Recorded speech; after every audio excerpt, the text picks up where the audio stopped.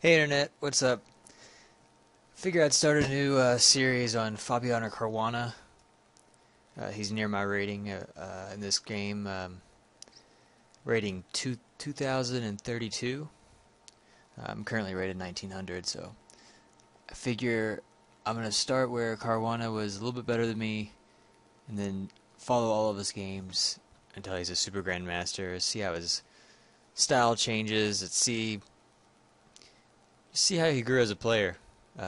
This is in 2002, so about 13 years ago. All right, so he's playing Dragan Milovanovic at the U.S. amateur team. So his opponent kicked off with d4. Fabiano's black in this game. Knight f6. Standard opening stuff.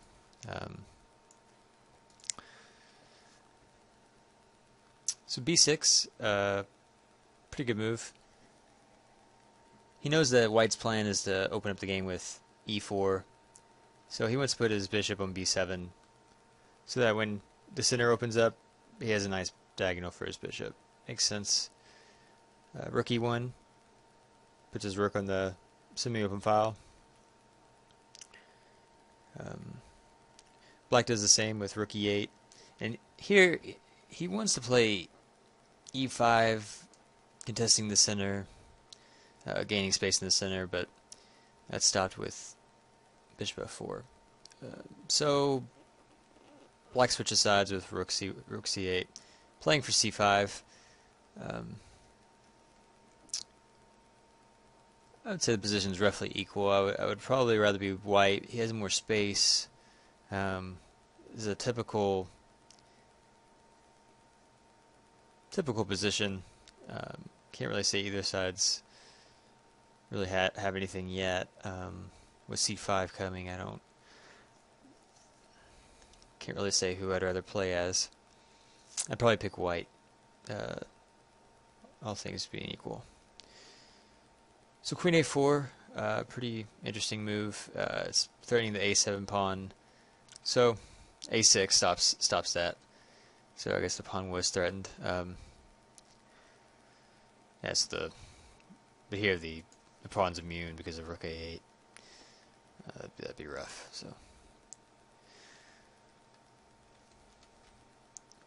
So rook d1, centralizing his pieces. b5 to gain space. Kicks his queen back to c2. Knight d5, putting his knight in the center. It's a really good idea to have your bishops in the long diagonals and your knights in the center to occupy the most squares possible.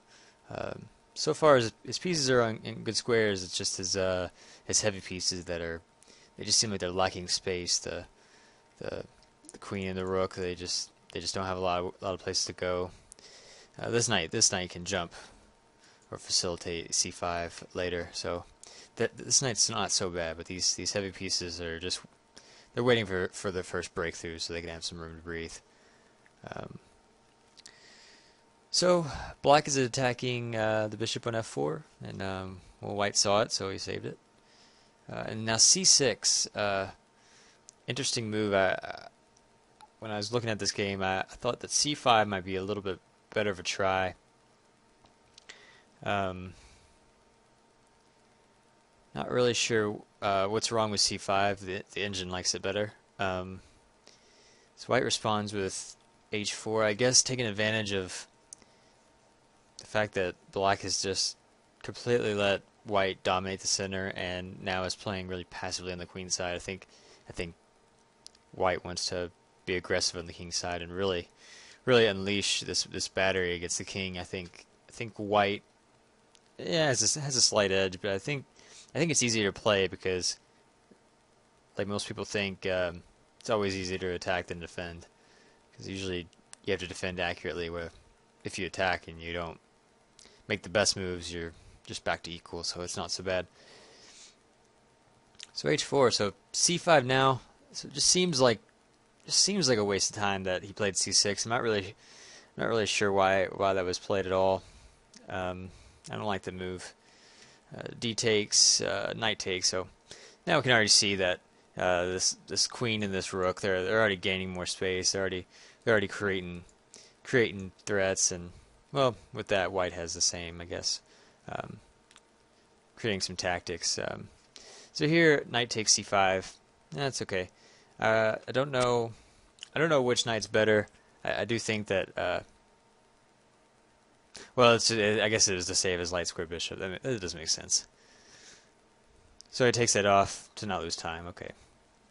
Also puts the black rook on a really awkward square on c5, but also introduces knight b4 to pick up the bishop pair, to get the light square bishop. Um, So queen b1 avoids that. Objectively, it is better than a3. I think a3 just creates a lot of light square weaknesses that just don't seem necessary. I like queen b1. I think it's a good move. Gets out of a lot of tactics, but the problem with it is the move that well, I'll show you later. It's kind of why I picked this game. It's queen b6. It's getting out of the way of this rook, so I think it's a good move. Maybe queen a8 could have been an idea to, kind of create a battery against this knight. Queen b6 is fine. It's not a bad move. I just queen a8 might be been an idea. So h5, looking to really soften up this diagonal with this queen and bishop lined up. So here's the most interesting move of the game, I thought. If you want a few seconds, I'll give you a few seconds to take a look at this position and see what would you play here as black. So if I give you 5 seconds.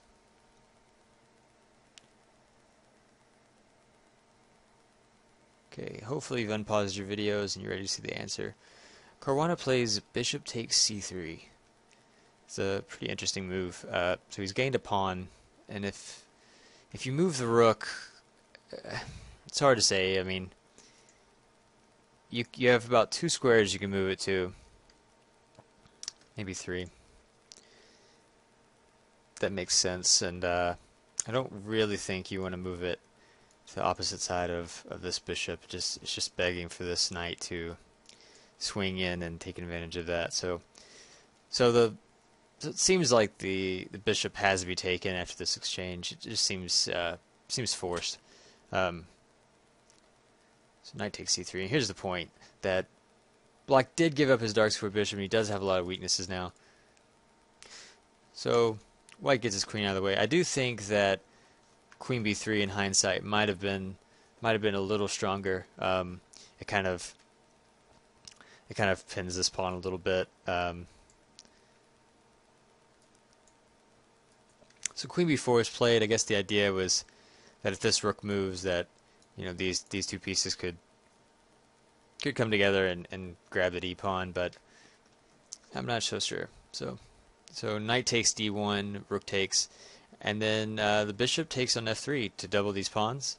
And if you count the material, black has 2 pawns and a rook for 2 bishops, so it's not a bad exchange.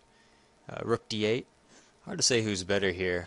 I think I'd play as black, mainly because it seems that after this trade, it seems that black is the one that has the driver's seat here. It seems that if anyone's going to win or has winning chances, it'd be him. But white would be fighting for a draw with this 2-to-1 majority.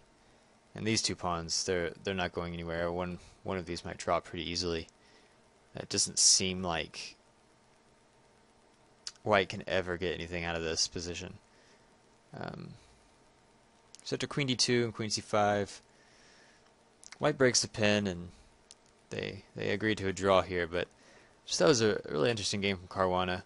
Only a 2,000 rated player right now, and I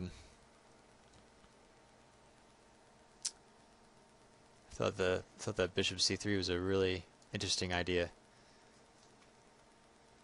Something that really caught my eye when I was looking at this game. I don't think that I would have spotted that one. Maybe. Usually I like to have 2 minor pieces over a rook, but